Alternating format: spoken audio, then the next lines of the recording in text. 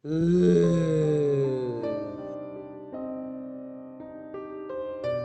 दिन बच्चों ने पिकनिक जाने की बात कही। यह सुनते ही अंकिता की रूह कांप गई, क्योंकि उसे एक पुराना किस्सा याद आ गया। ये बात तब की है जब अंकिता 10वीं क्लास में पढ़ रही थी। एक दिन टीचर ने पिकनिक का प्लान बनाया था। अपने सभी दोस्तों के साथ अंकिता ने भी जाने के लिए हाँ कर दी। पिकनिक पर जाना था पावागढ़। पूरा स्कूल पिकनिक जा रहा था, इसलिए करीब 30 बस सभी बच्चों को ले जाने के लिए तैयार थी। अंकिता अपने दोस्तों के साथ सबसे पीछे वाली बस में बैठ गई। सभी हंसते मस्ती करते हुए बस से जा रहे थे। तभी कुछ दूर जंगल के पास पहुंचकर उसी बस से तेज आवाज आई। ये वक्त रात के करीब 1:30 बजे का था। ड्राइवर गाड़ी से बाहर निकला तो उसे पता चला कि टायर फट गया है।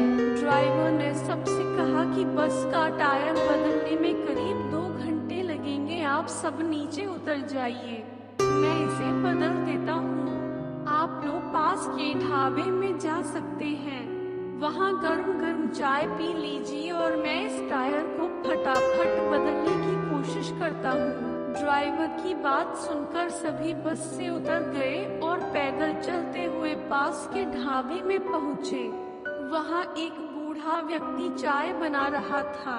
इतनी रात को ढाबा खुला हुआ और किसी इंसान को चाय बनाते देख सबको हैरानी हुई। उस बूढ़े इंसान ने कहा, आप सब चाय पी लीजिए, यहाँ अक्सर लोगों की गाड़ी खराब हो जाती है, इसलिए मैं भी अपना ढाबा हरदम खुला रखता हूँ। आप जैसे राहगीरों को कुछ मदद हो जाती है। उनकी बात सुनकर सबने चाय का ऑर्डर दे दिया। उन्होंने कुछ ही देर में सबके लिए चाय बनाकर मेज पर रख दी। चाय पीते हुए अंकिता की आंखें एकदम ढाबे की छत की तरफ गई।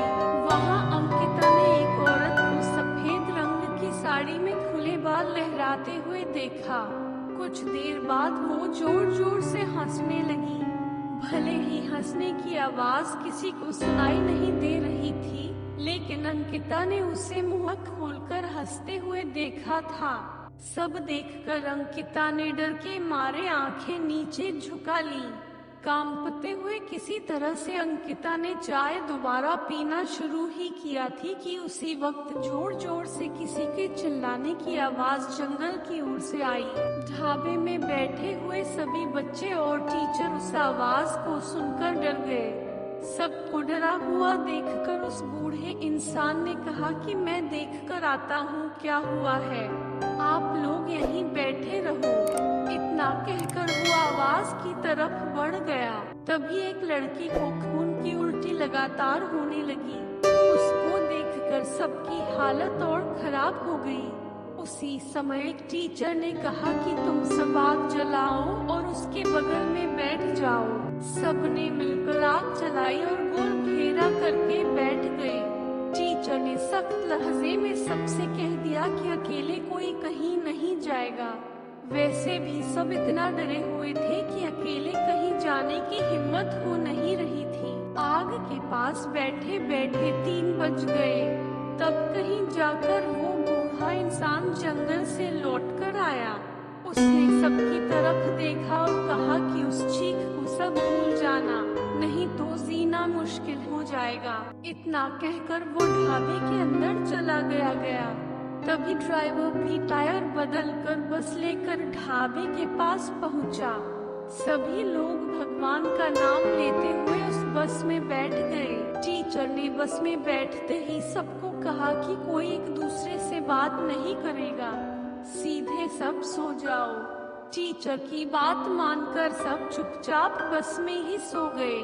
उसके बाद पिकनिक स्पॉट पर पहुँचे और करीब 1 हफ्ते बाद घूम कर आ गए। पिकनिक में किसी ने दूसरे बस के बच्चों से उस रात के बारे में कुछ नहीं कहा, क्योंकि टीचर ने मना किया। लेकिन पिकनिक से लौटते ही सबने अपने दोस्तों और दूसरी क्लास वालों को इस भूतिया घटना के बारे में बताया। आज पिकनिक का नाम सुनते ही यही भूतिया ढाबे की कहानी अंकिता के मन में आ गई और लगने लगा।